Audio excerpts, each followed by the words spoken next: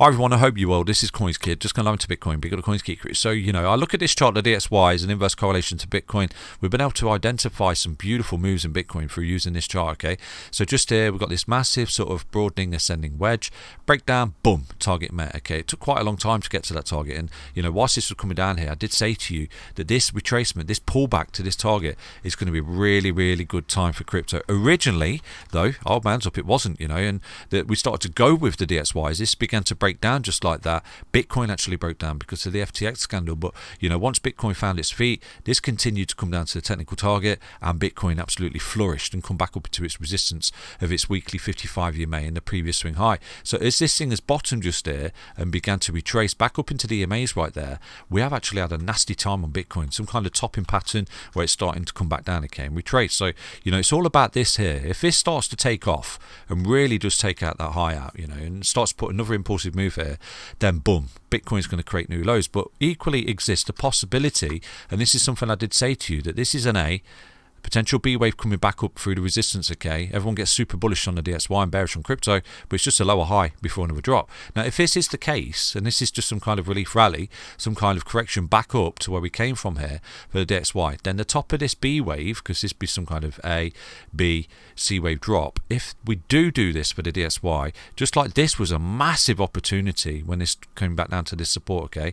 within this possible A wave, if this is the case, we find the top of the B wave here, wow, we're in for a good time for crypto, because at this point we will start to create death crosses on a weekly time frame for the DXY, which is a massive go statement, for crypto. Basically, it's something we've seen twice in the last sort of 3-year cycles in the DXY where it begins to break down. If I show you, for those that are new to the channel, for the DXY, we do usually see every 3 years we see a death cross. There was one just there way back in 2017. There was another one just there way back in 2020, and we've not necessarily got one just yet, but if we do get one this year, then you can clearly see, say for example the DXY comes up right now, it's a dead cat bounce and drops, okay, we could see a death cross by mid-year, who knows. But each time we've had a death cross for the DXY, it's just been an amazing time for crypto, okay? And this is something I said to you, you could wait for the DXY to print in the charts before getting really bullish about possible upside for crypto, XRP, Bitcoin, and all those kind of projects when people are ultimately fearful. So if we take a look at this, I think that what we've got possibly is some kind of A wave down. We're possibly going through some kind of B wave right now, and if we have a C wave drop, we will roll and print the death cross, okay, for the DXY. It's there, it's staring us in the charts. It's a possibility. Is it going to do it? I don't know, but if it does do it and prints it, it's going to be an amazing entry point for you, amazing entry signal. So obviously the inverse correlation to that is the fact that all the DXY is done, it's come down to support, which was a technical target, and then it's going to take off again and take out that high. Well, if you see that, jump out of crypto, because you're looking at new lows on Bitcoin. It really is that simple. Do I know what it's going to do? Of course I don't. No one does. But, there is a bit of correlation here between each 3 years we get a death cross in the DXY, which leads to a massive move for the crypto market. So you can see when we come down here in the DXY, we do usually come down in waves. So we come down in waves. Look at this. So you got 1, 2, 3, 4, 5. Just there you got some kind of 1, 2, 3, 4, 5. Okay, so right now we've had a massive 1, possible 2, 3, 4, 5, something like that as a possibility, creating a death cross. So I wouldn't necessarily take this off the table just yet, okay, and get super bearish on crypto, until we start to see, obviously, this really does take off, takes out all this resistance, takes out that high, you've got new lows on Bitcoin. Really is that simple. So I will keep an eye on this for you, because I think that what we're going through right now really is simple. We are going through a retracement back up to this high, so you are looking at resistance points. If we look at the daily time frame, they're always a little bit easier to identify. Let me get this knob on for you right now. So we are retracing at the moment. You can see on the daily time frame what we do